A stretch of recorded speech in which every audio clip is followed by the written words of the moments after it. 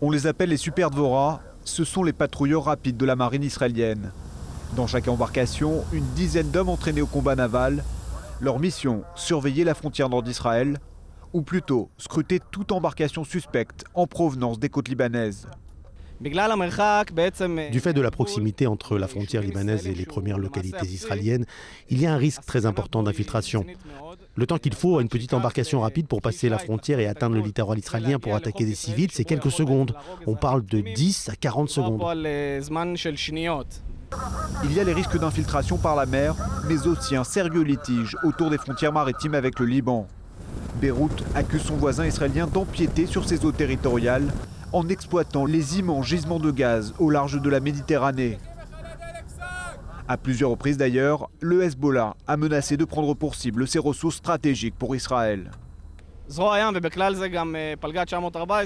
En mer, dans certaines circonstances, notre mission est aussi d'empêcher des attaques ou des actes de sabotage contre nos plateformes de gaz en Méditerranée.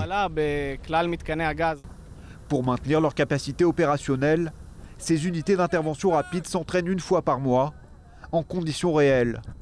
En cas d'incident, ces patrouilleurs sont les premiers à intervenir sur zone. Parmi les scénarios que répètent ces marins, la coordination avec l'armée de l'air, comme cet hélicoptère Panther. En cas d'accrochage, ces appareils peuvent être amenés à participer au combat, mais le plus souvent, ils sont sollicités pour évacuer des blessés. Leur soutien est indispensable au bateau.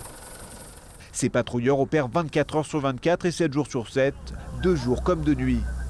C'est d'ailleurs quand le soleil se couche que la situation devient critique. La nuit, la visibilité est moins bonne et notre crainte évidemment, c'est une attaque.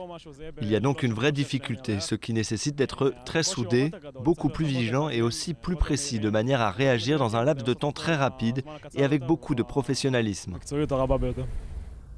Une vigilance sans arrêt mise à l'épreuve, des répétitions jusqu'à l'épuisement et dans n'importe quel type de conditions.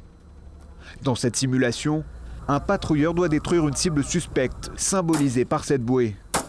Une unité d'intervention a quelques minutes pour rejoindre le point d'impact et déclencher un véritable déluge de feu.